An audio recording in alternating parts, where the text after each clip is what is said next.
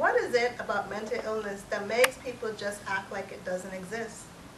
Despite strides made today, it's not openly discussed in many communities, but especially in communities of color, like the one I grew up in, the United States Virgin Islands.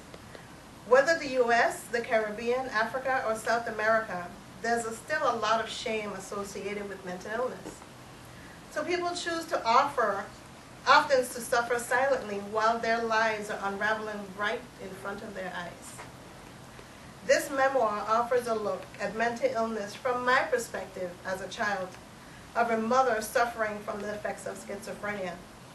The pages ahead of you will offer a snapshot of the early years of my life, the beginning of my Journey Untold, and my journey to finding myself. In it, you will hear honest, first-person narrative of the early years that shaped the woman I am today. And from time to time, self, the outspoken part of my personality, may share a thought or two. No, I don't have split personalities, but it's just my way of giving you all of me as authentically as I possibly can. A few years ago, I embarked on a journey to develop a woman's clothing line, and that opened the door for some amazing opportunities. One of them was to host a fashion show in March to showcase my latest designs to potential clients. During my 2014 Spring into a New Year fashion showcase, I made the decision to share a little bit about myself with the attendees and provide them with a look into the heart and soul of the person that was selling and creating these fashions for them, and it was life-changing for me. By the time I finished sharing my story, there was not a dry eye in the room, and after the show, people were coming up to me saying how my words had touched them. So here we are today with Journey Untold, in its raw, unapologetic perspective from my point of view, of the period of my childhood when I lost my mother to a sneaky, unsuspecting grid of mental illness, and what that experience did to me and for me. My hope is that this book would help remove the shame associated with this disease, and that a discussion can take place in personal circles about the harm that it has done when we keep silent about these unpopular disorders for fear of shame, retribution, bullying. Mental illness is real. It's really real. Its consequences are soul-shattering, and the lives left to pick up the pieces can only be rebuilt with truth and acceptance.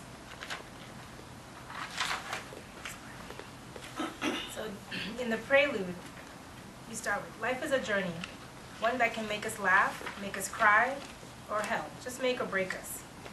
I should know. Now mind you, I'm speaking in Yassin's voice.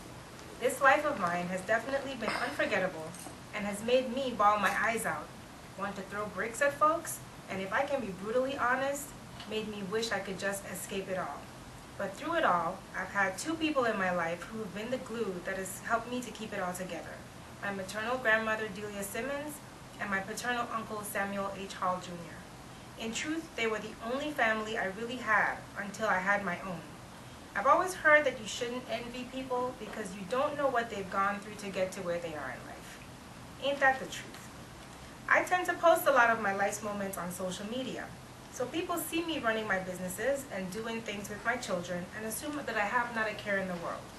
Well, you know what they say about assuming, right? If they only know the things I've experienced to become the woman I am today, they'd probably bolt in the other direction. You see, I'm the daughter of someone who lost herself to the devastating effects of mental illness. However, her disease didn't just affect her. It cheated me out of all the special occurrences that define childhood and robbed my grandparents of a life with their daughter, my mom, Vernice.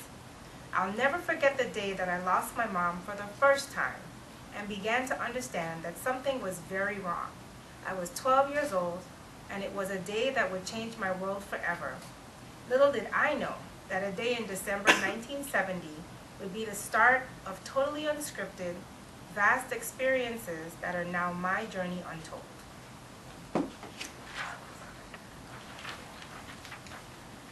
It was early in my childhood when I realized that my mom wasn't like the other parents. I didn't have a close relationship with my father, Victor Hall, at the time, but I spent a lot of time growing up with my mother's parents. My mom, Bernice, was rather quiet, more of an introvert. Well, that was all before our world started to unravel. My parents were high school sweethearts who courted in secret from 9th to 12th grade. Their courtship continued into college, and I was the end result of their young romance. Sounds sweet, huh? Well, I thought so too. However, as I started to put all the pieces together in the past few years, it's becoming much clearer that there was trouble brewing in paradise.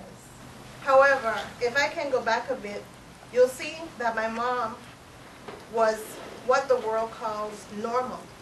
She was rather intelligent. She was working with the local health department and social welfare agency right out of high school before she attended college. Everyone who worked with her knew that she was an excellent typist, a skill that earned her rave reviews in the heads of agencies during her brief tenure with each department. What's most interesting is that my mother was working for agencies that help others get their health and livelihood together. Yet, unbeknownst to all of us, her sanity and welfare were gradually slipping away. How ironic, given the way our lives turned out, that she got started helping others with their social welfare. I guess God had a sense of humor. Though Mommy lived in a different part of the island, she would come and get me from my grandmother's house each morning to take me to school. After Mama got me ready, then things changed. I noticed one day out of the blue, when we were both in the house and later on, when I was coming home from school, I thought, why was my mother speaking this funny language that no one could understand? And why, for God's sake, did she have to use it in front of everyone? It never failed that there would be days when she seemed to have slipped into her own little world, and I would sit on the stairs by J. Antonio Jarvis School, the elementary school near my house, and mumble to nobody in particular.